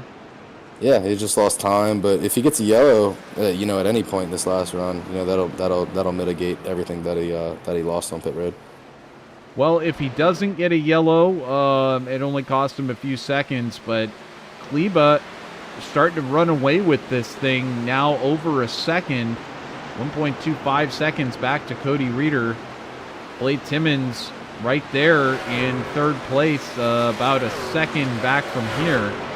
And then you see everybody else kind of circling around. I guess probably a pretty good time. We could throw that track map up there. You can see where your favorite driver is at. Just look for their initials.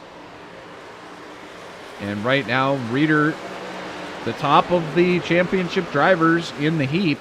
So now, Vincent, maybe you know this. I'm not 100% familiar with how they're going to do this, but coming into the finale, are all of the points reset, or do you still have that advantage of the extra playoff points? They're completely reset. It is a winner-takes-all type of race. The highest finisher will take the championship. I wish it wasn't that way. I wish the bonus points actually continued through, especially for my position in the Cup Series with how many bonus points we were able to rack up throughout the entire season. But it is winner-take-all. So after this race, everybody will be even on points, and it will be the highest finisher of the championship four that will take the championship. Well, that definitely will be interesting, as now we do have Torrent Shirts coming in. Cody Reeder is in.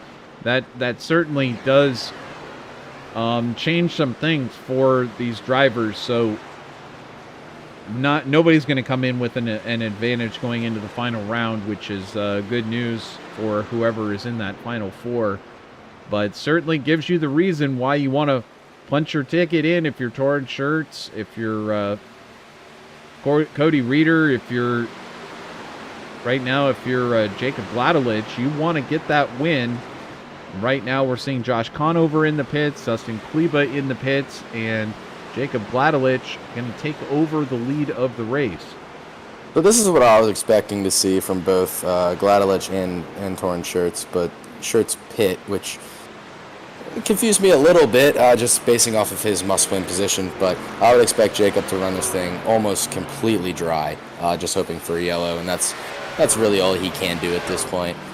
But if we look back to the battle of what will be the provisional lead, I mean, Justin Kleba, he got overtaken by Ronnie Norman, Thompson, and Jones. So it'll be really, really interesting to see if, you know, that tire offset is going to be enough where they're able to go back through, or if by the time that he catches the rest of the leaders, if everything's going to be even back out tire-wise. Yeah, we're under 30 laps now, and you notice Cody Reeder all the way back into 9th place after that round of pit stops. We still have Heights and Gladelich to make their stop, which should be happening momentarily. But Reeder has drifted a long ways back. Now, he does have the fresh tires. Ronnie Norman, last time, 33.88 out there on the track. So, significantly faster than pretty much everybody in front of him. So, Brian Jones 3386, but everybody else in the 34s and 35s. So we'll have to see. Dustin Kleba that time setting the fastest first sector, but now he's up behind Blade Timmons. I don't know if it's going to be the fastest overall.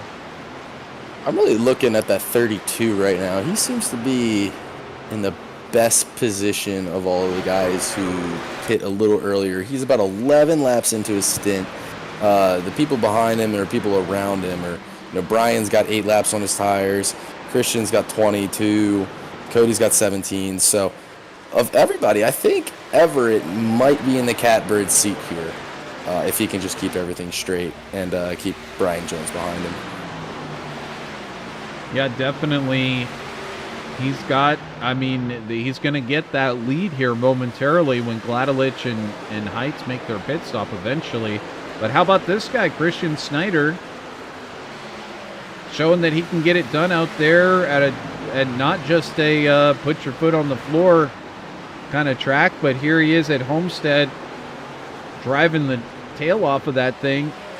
Unfortunately, just starting to lose some positions as those tires do start to fade on that number 8 Chevy. Cody Height getting by there. And as you mentioned, 35.48 was his last lap time. Everybody else around him doing 34s and 33s. Yeah, I think the tire offset might be a little too much for Christian to hang on to it. But we'll really be able to see what tires are worth here, as there's about a 10 lap difference between Christian and the rest of the guys around him. Well, Brian takes a look to the outside. No, he thinks about it. Now he's going to go to the high side. And the EKR Designs Ford for Everett Couts. There he takes it down to the low side. It's Brian Jones going to try to take over that position for... Looks like he's going to get it, as long as he can keep it low. We'll see. Maybe that high line still going to pay off. Nope, he will clear him. Looks like Everett's just going to push him down the front stretch. Oh, he's looking back to the inside here. He's not going to give it. He's not going to give it up easily. He knows that this is the battle for the lead, and with only 24 laps to go, this could be the battle for the win. They only have 3 laps difference of tires between them, so no reason why Couts can't keep this lead if he can somehow manage to take this position back. But now it looks like Brian Jones has got it figured out on the high side. He's going to take that position, so move him up into the virtual lead of the race. Meanwhile, Jacob Gladelich out to 3.8 second lead over Christopher Heights. Oh, Chris is really, really loose off of the corner. Wow, that was almost a caution that Jacob Gladelich needed. Manages to recover it there.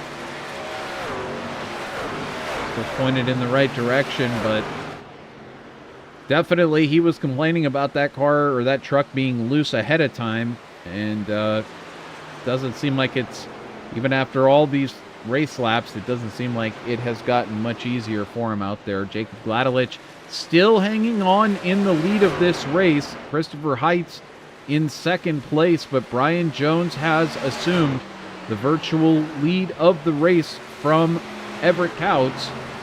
Dustin Kleba sitting back there in 5th place in this race. And Ronnie Norman, after recovering from a hardware failure, he's out there racing Dustin Kleba for that position. So he may still yet find himself in podium territory as Christopher Heights now finally makes that pit stop out of 2nd place.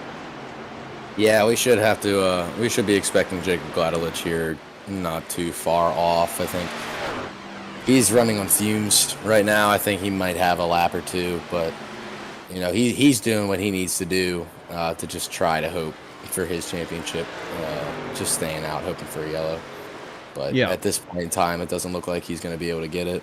Yeah, certainly. And for everybody watching, of course, that's exactly what the strategy is. It's to hang out there and hope that you get a caution, and that way can always come in to take on tires and fuel with everybody else and maintain that track position Side-by-side racing back here, though. That's Ronnie Norman and Cody Reeder racing for position as Reeder now slides in front of Norman.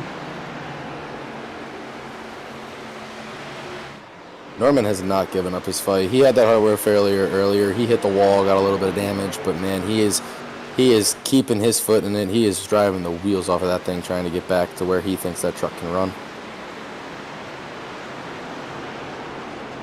Well, he's plugging away at it, but Reeder seems to have had an absolutely fantastic truck underneath him here tonight. And of course, Reeder fighting with that red emblem on the side of his and on the top of his windshield, and he knows what that means. It's he wants to get, as we see, oh my goodness, Ronnie Norman, another big issue. Oh, he's up into the wall again. He's got a black screen. Oh, there he's in the wall. This is definitely going to be a yellow here. Oh, looks like he got it back up going, but man, it's so unfortunate. It is so unfortunate for Ronnie. He had such a fast truck tonight. Looks like he's going to be coming to the pits and maybe parking it here as he had his second issue.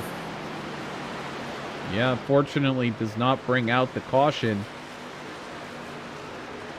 Although this might. Nope. Manages to get it into the pits. There we go. So, yeah, it's just super unfortunate, and I'm sure it's something that can be figured out.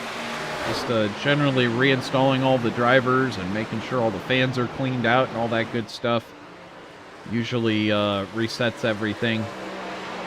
It might be a Homestead issue, honestly, because Ronnie's never really had those issues, and like I haven't had those issues until we both had them last night. So it might be an issue with just Homestead and something not uploading right with the packets, but really, really unfortunate. Ronnie's been fast both nights and just hasn't gotten the breaks. It's the Florida curse. What can I say? I think there's a hurricane or something. Hurricane Ronnie.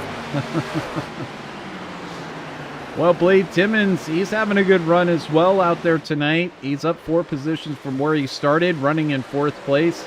Everett Couts, latest to be passed by Blade Timmons, as he now is cruising up towards potentially being able to get up there and try and take on Cody Reeder. But it's got 1.35 seconds to try to reclaim before he can get up there and get into podium position territory. Just to recap, we're looking at Dustin Kleba for KPR Motorsports, who continues to do really well here in the Truck Series, and be interesting to see if he decides to run next season here in the Truck Series full-time. That would be an interesting turn of events. But right now, he's looking like he's favorite to potentially take the victory here tonight. Brian Jones, though, still close enough that he could do something about it. 1.1 seconds back. And he may have something up his sleeve with 14 laps to go. We'll have to find out, but it looks like that gap is growing ever so slightly. Cody Reeder now in 3rd place, and he is closing in a little bit on Brian Jones. He may be able to take over 2nd place from Jones after all. And that gap is actually shrinking quite rapidly. It's now down to just about 0.3 of a second. We might have a battle there for that position. Yeah, there's about a five lap offset with tires there, which could definitely give Cody an advantage here. But we'll see if Brian's able to hang on just enough, maybe tempt Cody into to wearing his tires a little bit more. But it'll be really, really interesting to see how this battle plays out with there's only 12 laps to go now. 12 laps remaining, a bit too short of time to do much of anything. If you're a driver like Torrance Shirts, you kind of run out of time to work your way all the way back up to the front and possibly steal a victory here tonight. Josh Conover also back there in 6th place. He was having a top 3 kind of night for quite a long time, but right now finds himself back in 6th. That's okay. I think he knows he's going to Phoenix and will have a shot at this championship in the top 4. Wow! Oh, wow. Jones hip checks Cody Reeder as Reeder tries to work underneath him. I think Jones just, maybe he just didn't know he was there. I think he got into the wall a little bit on the straightaway and was just trying to get off of it. And when these cars hit the wall, they get sucked into him. So he gave it a little more wheel to try to get off of the wall. And Cody was also looking to the inside at the exact same moment. But thankfully, there was no contact, because that would have been very, very unfortunate for both drivers involved. Extremely close. And could you imagine if they took each other out, how that would impact things here tonight? But Jones going to run the high line, and Reeder stays on that low line. Jones, he's not giving up. He is trying to take that position. Wow. Slams into the back of him. Maybe some frustration starting to come out of Jones right now. Yeah, I think Jones is just frustrated with how this night's gone. I mean, we had a lot of laps. Maybe a little mad at himself for the pit strategy that he pulled. But, sometimes it's better just to bump the guy in front of you and try to send them off into the corner a little faster than they're used to going, and have them make a mistake. And then you just go right on through rather than looking to the inside. But I think Brian kind of knows where he's going to fall into line tonight. So kind of just accepted that, and he's going to hold on. Well, it is under 10 laps remaining here for Dustin Kleba. 8 laps to go this time across the stripe. He might be able to hang on to victory after all, but this right now is a heck of a battle happening here between these two trucks, Cody Reeder and Brian Jones, and now you see Blade Timmons even getting into this picture as well. So quite a battle happening for second place out there right now. I don't know if Jones is going to have anything to say about it. There's Gladelich, who's down a lap, but with a little bit fresher tires, so he might decide to try to make a move on Jones. It's a bit late for those kinds of games, but if you had a late caution, might be... Oh, and Jones is up into the wall. It's really interesting that Jacob's staying behind him, considering the tire offset. Like, I know he's a lap car, but if I was Jacob, I'd be trying to slice through these guys and get as much track position back as I can before the race was over. Well, he'd have to go about another 4 seconds to get his lap back from Kleba. Whoa! Gladelich decides to move down on the low side there. But now we've got a battle here between Brian Jones and Blade Timmons for that final podium spot. Anyway, he'd have to get up there and, pass the leader in order to be able to be on the lead lap. So might be a tall order, but either way, hey, you fight. If you're a fighter, you fight. Oh, it looks like Timmons really getting loose there through 3 and 4, coming off of 4. Just 5 laps to go for Kleba, though. Yeah, it looks like Kleba's got this under control. He's pulled a 3-second gap on Cody Reeder behind him, but the battle is intense for this final podium spot. I mean, they have been side by side. The handling's clearly going away on both trucks, and Blade is giving it everything it's worth, and Brian is just trying to hold on. But man, it is giving us wonderful, wonderful racing to watch.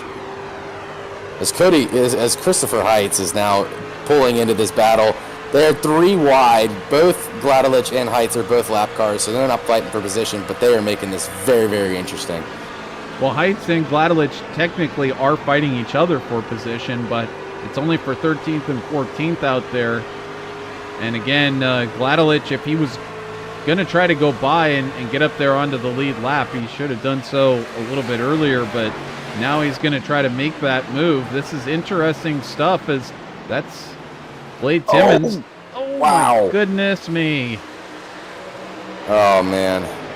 If I'm Blade, I'm upset with the way Jacob's running as a lap car, but I'm just trying to think of the thought process Jacob's going through here. I know his truck's been operating good on the high side all night, but man, when you got the tires, you got to throw your car or throw your truck into some positions where, you know, you're going to be able to give yourself clean track. Well, and then that's Cody Reeder just in front. Wow. What This is a incredible. move.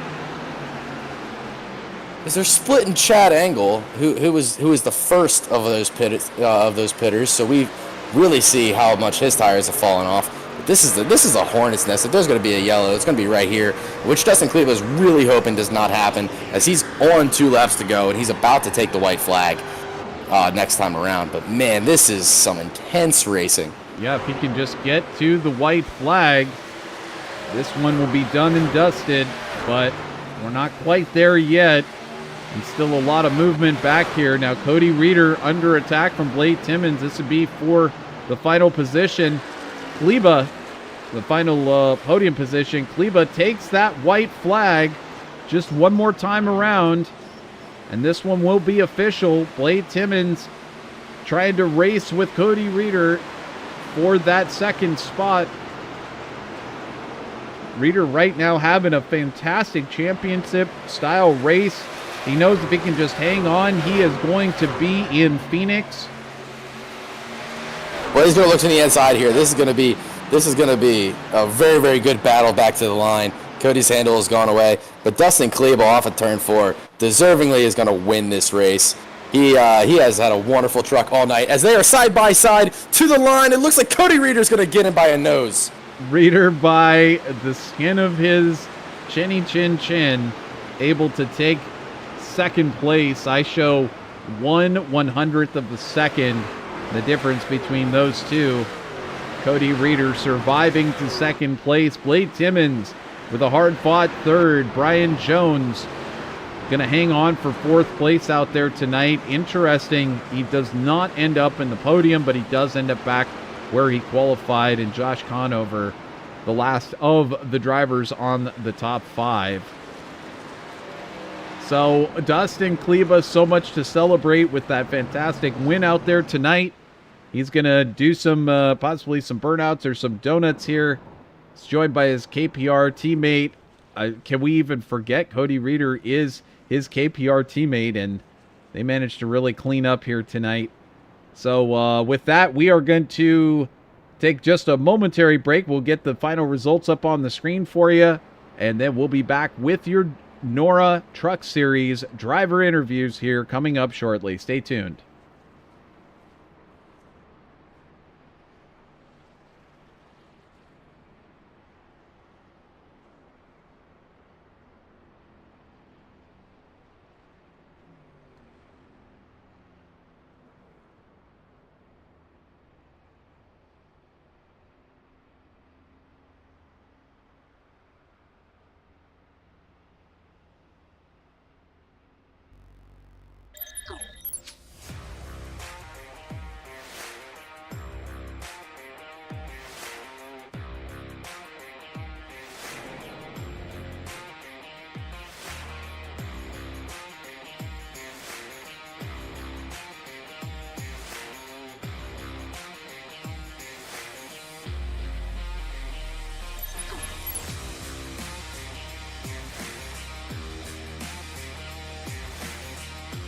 And welcome back here on VirtualRacing.Network. It was a fantastic penultimate race for the 2023 Truck Series season. What a fantastic run there from Dustin Kleba. But of course, tonight really saw a lot of other drivers that shared the lead, including Ronnie Norman, who was in command, but unfortunately some technical issues costing him the race win. Dustin Kleba, though, the best of the rest, and KPR Motorsports has so much to celebrate with he and Cody Reeder, his teammate, taking first and second. Then in third place, Blade Timmons for Blade Timmons Racing. Fourth place going to Brian Jones, Brian Powell Motorsports. Fifth place belonging to Josh Conover at Flatline. Sixth place going to Everett Couts at JRC Sim Team. Seventh place, Torrent shirts for BS Motorsports. Fantastic drive, gaining 10 positions here tonight. And great strategy at the end. Unfortunately, not good enough to punch his ticket into Phoenix. Cody Height for Hollinger Racing, ending up in 8th place. Christian Snyder at Full Send, ending up in 9th. John Cottle in 10th place. 11th place going to Cameron Thompson. 12th, Jacob Gladelich. And his championship run will come to an end as well. Christopher Heitz in 13th place. Chad Engel in 14th. Ronnie Norman in 15th. Nick Geilis in 16th. Tim Harper's night was unfortunately harmed and cut short. And as a result, he ended up back in 17th place, 13 laps down. And that will end his championship run here in the NORA Truck Series. Zach Hollinger taking 18th place. 19th going to Anthony Campbell. And our final runner out there tonight, Stephen Henning, ending up in 20th place. So with that, we're going to go ahead and take a look into our... trying to get some of these drivers up here into our interview circle. Let's see if we can pull somebody into our booth.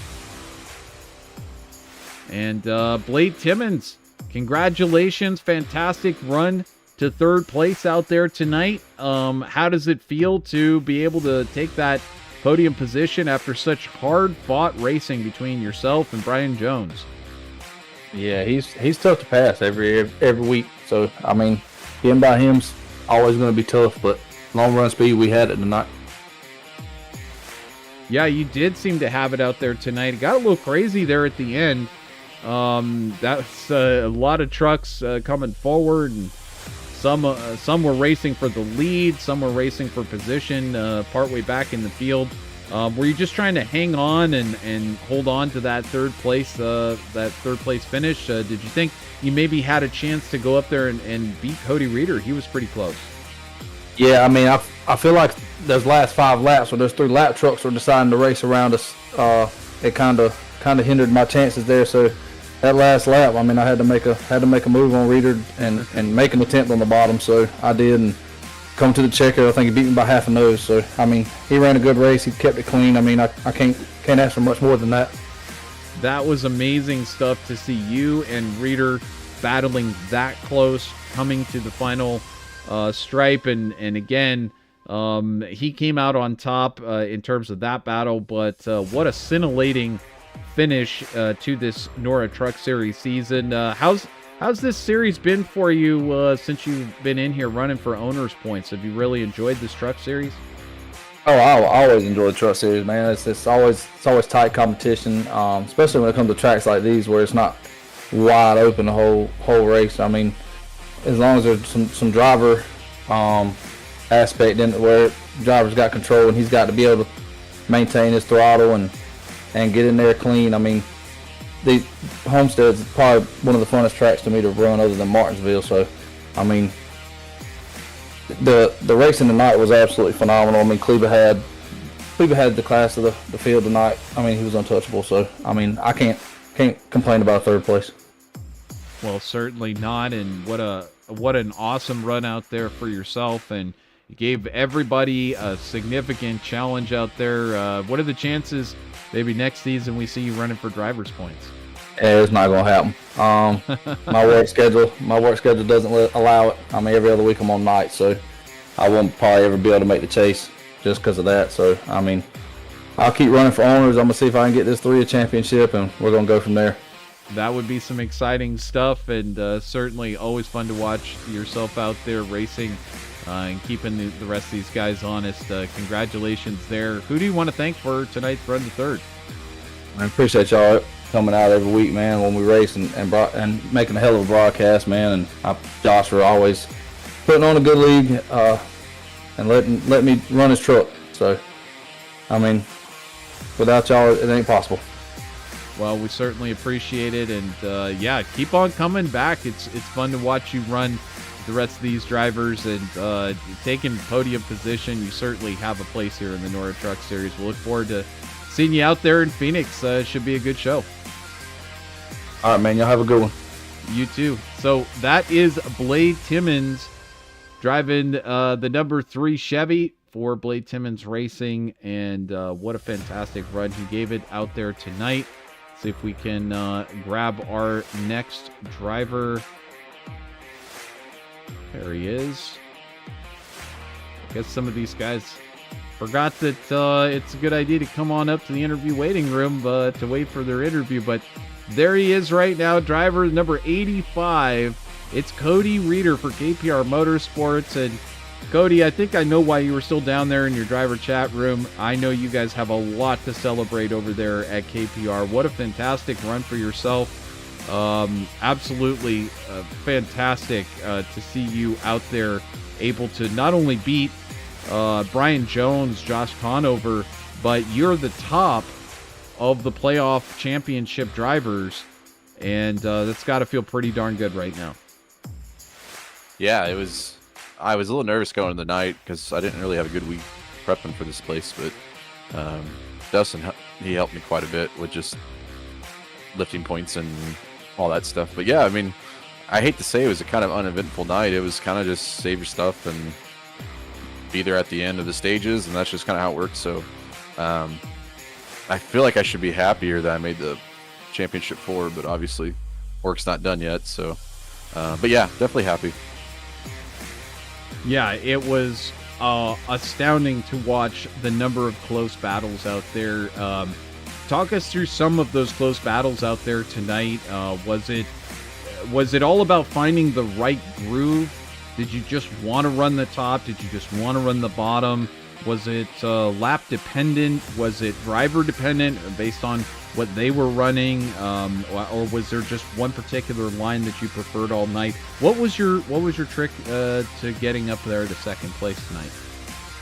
Yeah, so stage 1, I was just kind of learning and saving, and really I was just wrapping the lines, both corners, just trying my best to wrap. But towards the end, when I started passing cars, I realized I had maybe an extra 10 or 15% deeper I could go in each corner, and that really picked up a lot of speed and ended up winning the stage. Second stage was kind of the same deal, and then really because of point situation, stage 3 was just about don't speed on pit road, don't hit the wall, don't spin out, that kind of thing, don't make contact with anyone. So I was just really cautious there, but because of that, I was kind of subconsciously taking care of my tires, and it worked out. So Dustin was kind of in a different boat, but he owns this place. I mean, Dustin's always been really good here. It's funny, you know, I run second the night that Dustin decides to run, but but no, I love that guy. I'm happy he was here. But yeah, it was just kind of methodical, just, you know, ride around and be there at the end, and it's just kind of how it worked out. Well, and again, you know, if you're going to lose that to somebody, it might as well be your teammate who's just running for owner's points and not one of your arch nemesis here for the championship. But it's still just focusing back on the championship again. You're going to Phoenix with a shot at winning the 2023 NORA Truck Series Championship, and you finish the penultimate round heading into that race, beating the rest of the challengers for that championship. Now, does that affect you going into the next race, or is that something you just forget about and you just go in there with an open mind and you try and race it out? Yeah, I just think you hit the reset button. This is what momentum is great, but what happened to, you know, this last couple of weeks, it doesn't matter anymore. So you just hit the reset button, put in the prep, and you know, just see what happens. I don't want to be overconfident. This is a stacked field. I mean, I'm guessing the way it's stacked out, it's going to be me, Eric, Brian, and Josh, who really have been the best 4. Personally, I feel has been the top 4 guys all year. So I think it's fitting that we're going to race for a championship against each other. But there's still a ton of good guys that you're going to have to race at Phoenix. I mean, there's a lot of talent in this league. So you're going to have to put in the time. You know, I don't want to take for granted the fact that the last few seasons I finished second at Phoenix to my teammate. The benefit I've got is my teammate won't be in that race. So hopefully it works out where I can get that one more spot that we've lacked the last couple of years and bring home a championship. Well, that will be something else. And again, just looking at since the chase started, it's been 3 of the races now have been won by KPR Motorsports, and one of those races, of course, taken by yourself at Kansas, and now 2 of them taken by Dustin Kleba. So things looking very good on your side, and we'll see where things end up here at the end of the next race. But still some practice to go between now and then, I'm sure, and some excitement down there at the KPR pits. Congratulations on such a stellar win. Who do you want to thank for tonight's run to second place? Yeah, I thank my wife for letting me do this all year after having a brand new baby. Shout out to Dustin for helping me tonight and taught me a few things that definitely helped quite a bit. I gotta thank Garrett. That dude's kind of the unsung hero. He helps just give me race information throughout the night. A lot of times he spots. He didn't do it for me tonight just with the point situation, but I gotta thank him. You guys up in the booth bringing the race to the people that we love, and God, of course. Gotta thank God. I wouldn't be where I am today without his guidance. So thank God, and yeah, that's about it.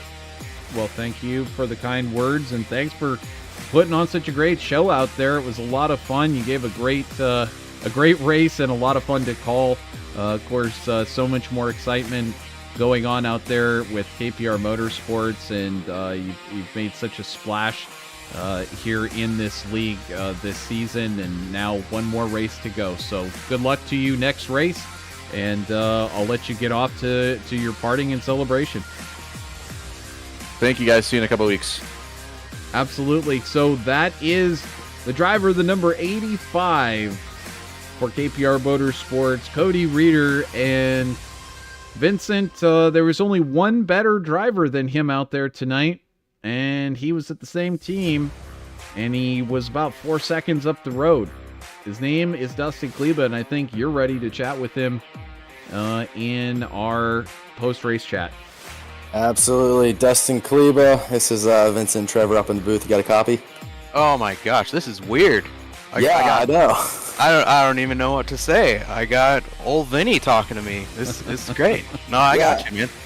Oh, well, I'm glad to hear it. I had to take advantage of it. Obviously, we raced together a lot in the NORA Cup Series, but you come down to NORA Truck Series, you had a very Dustin Kleba-esque night, kind of hung back a little bit in stage one, and then we saw you charge to the front as the race went on. Talk us through the difference in the lines, because we saw a lot of people ripping the wall and we saw a lot of people down low. It looks like you had a good truck that handled both well up top and down low, but what was really the thought process into choosing your line and where to pass people? Yeah, beginning stages, it was really just kind of learning the lines and learning not only the line in the track, but the line in how far I could push things. And the first stage I had Timmy on my back bumper basically the entire stage, and these trucks get so loose once somebody's up behind you, so he was doing a good job of pushing me, but not doing anything dirty. So I was trying to hang on, stay in front of him, and that kind of washed the entire first stage, because by the time the stage was over, my rears were just absolutely cooked and everybody else was starting to pull away from me. From there, it was just kind of be patient, run the bottom. I feel like I've always been kind of better at running the bottom. The top, you got to be aggressive, but you got to be careful at the same time, and that's just not my style. Like, the guys that can run the top, they can run it great, and they just really rip it, and you get that huge run off the corner, and you're able to make the pass, where I felt like I was better running the bottom earlier in the run, and then later in the run I kind of moved up my left sides on that top seam, and that's why I love this track so much. You can kind of move around based on how you're feeling, where you're at in the run, and I felt like I had a lot of grip on the bottom, and I could really be aggressive on the bottom in the beginning of the run, but once it started getting loose off the corner, then you kind of move up a little bit and just chase it a little bit. But yeah, it was a fun race. A lot of guys out there that know what they're doing, and a lot of good, clean, hard racing in the beginning there, and really throughout the race. So good job, everybody. Yeah, we saw you and Ronnie Norman. It looked like you two were the fastest trucks out there, and unfortunate for Ronnie, he had those technical issues. But walk us through your thought process on that last pit sequence, because a lot of drivers seem to pit 5 or 10 laps before you did, and you kept out there, and it ended up paying dividends there at the end. But were tires worth that much that you were willing to take that initial time loss to be able to gain it back at the end? Or walk us through what you were thinking when that green flag stops, when those green flag stops were going on. Yeah, for sure. It was a gamble when they started pitting 10 laps earlier than what I wanted to pit. Our original plan was to just split the stage, so it was right about that lap 105 or so. And tricky part with having your teammate running second is, I mean, we both obviously still want to win, so there's even mind games going on in our Discord. It's you got to be careful what questions you're asking and how you're answering those questions. So Cody ended up snookering me a little bit. I thought he was going to pit on 104, or I thought he was going to pit on 105, so I was going to pit on 104 and try and undercut him. And he ended up pitting on 103, undercutting my undercut. So I just went with the original plan of 105, and or maybe I did do 104. Either way, I just went the lap after him. And yeah, it was a gamble thinking that we would go green. If we would have gotten a caution, we would have been absolutely hosed. But just seeing the tire fall off, there's a lot of fall off in the beginning, and it seemed like towards the end the fall off wasn't as much, but it was still falling. So I was pretty confident that with the 10 lap advantage that they had, we would run them down. And yeah, it just happened to work out. Like I said, any other track, it would have been a lot tougher because it's so much harder to pass, but because Homestead is such a great track, you got options. When you're faster, it's a lot easier to get around other guys. Oh yeah, absolutely. And just one final question for you. Obviously, you're a normal driver for points in the NORA Cup Series, but your teammate tonight, Cody Reeder, he's racing for a championship down in the Truck Series. How did you manage that versus your own race tonight, making sure that you were keeping care of both you and Cody at the same time? Yeah, man, it's hard. If you watch any of these races in the past, or even in the Cup Series, it seems like every race I'm either running into him or he's running into me. So it sounds like an easy task, like just don't run into your teammate. But when you're both competitive guys, it's hard to stay away. And I mean, just the nature of racing, you have things that happen in front of you, and you can get together. So it's a fine balance of trying to figure out what to do. I mean, my goal in the beginning was just to make sure that he was comfortable, and we got him a good handful of stage points. And then after he won, what was it, stage 1 or stage 2? He won one of the stages, and he was basically a lock after that. And then it really becomes, you're no longer my teammate, I'm here to win. So yeah, it's tough. You got to find that balance to make sure that you're competing because you want to win yourself, but you also don't want to harm somebody that's been doing this for 26 races out of the year. And it's not just him either, it's everybody in the field. I treat everybody in the playoffs with the same way that I do him. You obviously don't want to be in the way for guys that are out here doing this every single week, and hopefully you get the favor returned on Tuesdays. Oh, absolutely. Well, I look forward to racing with you tonight, or tomorrow night. Is there anybody you want to thank before we send you off to victory lane? Yeah, how you feeling about tomorrow night? You got any tips? Done any practice? What are you feeling? I feel pretty good. I was pretty fast in the Icon Cup Series there last night, so we'll see if I was able to take anything into tomorrow night from last night. But as far as secrets, I think I'll keep that between me and my flatline teammates. Yeah, all good, man. I had to shoot my shot. But no, I'm sure tomorrow night will be a great race, just like tonight. Like I said, this track always produces great racing throughout the entire field. But yeah, I just want to thank, obviously, Cody. He crushed it this round, did a great job earning points. If you remember, he was below the cut line to make it into the playoffs, so he's done a great job just grinding out points during the playoffs. So kudos to him. Just kudos to everybody in the field. I thought there was some really good, hard, clean racing, and I feel like I say this every week, but it's a good thing to say every week. I love these guys. They're all great. They give great respect, and can't wait to continue that. And of course, thank my family that always watches every single week, and thanks to you guys up in the booth for bringing it to all of our viewers. All right, man. We'll let you go. Congratulations on the win, and we'll see you tomorrow night. Yes, sir. Talk to you guys later.